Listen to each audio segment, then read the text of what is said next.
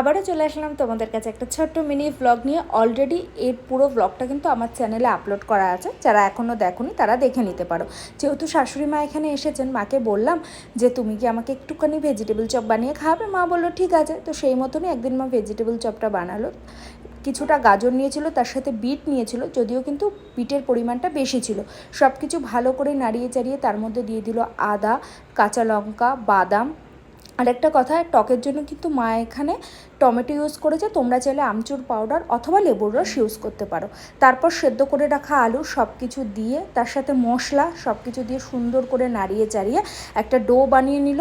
ডোটা বানিয়ে নেওয়ার পর এইদিকে ময়দা, তার সাথে একটু জল মিশিয়ে একটা ঘোল বানিয়ে নিল। তারপর সুন্দর করে সব কিছু শেপ দিয়ে ভালো করে চপগুলোকে গড়ে নিল। তারপর ডুবো ডুবো তেলে ভেজে নিল। খেতে কিন্তু এক কথায় দারুণ হয়েছিল, তোমরা কিন্তু বাড়িতে ট্রাই করতে পারো। আর এখানে চপ ভাজতে গিয়ে আমাদের একটা প্রবলেম হয়েছিল, সেটা কিন্তু অলরেডি আমি আমার ব্লগ